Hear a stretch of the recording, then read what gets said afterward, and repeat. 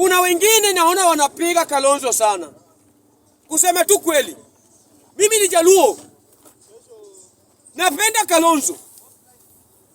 Hata kwa nyumba baba anachanga title deed. Baba akienda mahali anaacha key ya gate.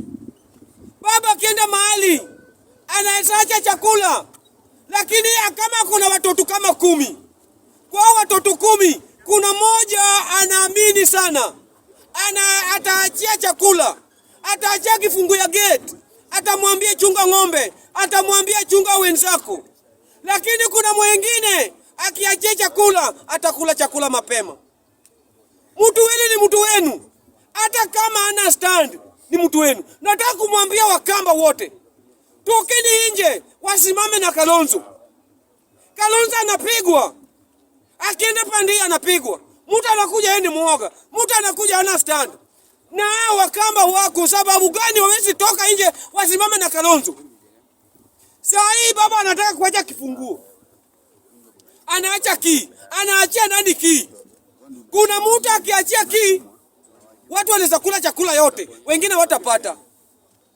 Raila ako na kika. Kumbuka Moses, the call of Moses, burning bush. Mungu alimwambia mahali umekanyaga is the holy place, toa sandu. Moses alifanya hivyo. Moses akaongea na Mungu. Mungu akamwambia nitakutuma kwa Fero, uende ongea na utoe watu wangu huko. Mungu alijibu nini? Ndani, not Mungu. Fero ndani, Moses alijibu nini? Alisema, Mungu mimi naenda lakini amastamara, siwezi ongea. Lakini Mungu alimwambia usijali, nitakupea mtu, nitakupea usaidizi, nitakupea mtu atakusaidia, nitakupea helper. Hata kama wewe ni stamara, nitakupea maneno unaenda kusema huko. Hata Kalonzo sasa watu wanasema yeye ni muoga. Hata baba anajua Kalonzo ni muoga. Lakini atapea Kalonzo msaidizi, who is Babu Owino. Atapea Kalonzo msaidizi. Hata Mungu alipea Moses Joshua, wakaenda mpaka kwa Fero. Walifaulu ama hawakufaulu? Kalonzo ndiye tutafika naye Kanaani. Kalonzo na Mudavadi, sio Mudavadi. Kalonzo na Babu Owino. Wakamba watoke nje. Na mimi naomba Wakamba hivi. Wakamba chukueni kura. Chukueni kura. Kama hata watoto wale wako na 12 years wanaweza chukua kura, wachukue. Kufika 2027 tuende kwa debe. Tumeshakubali.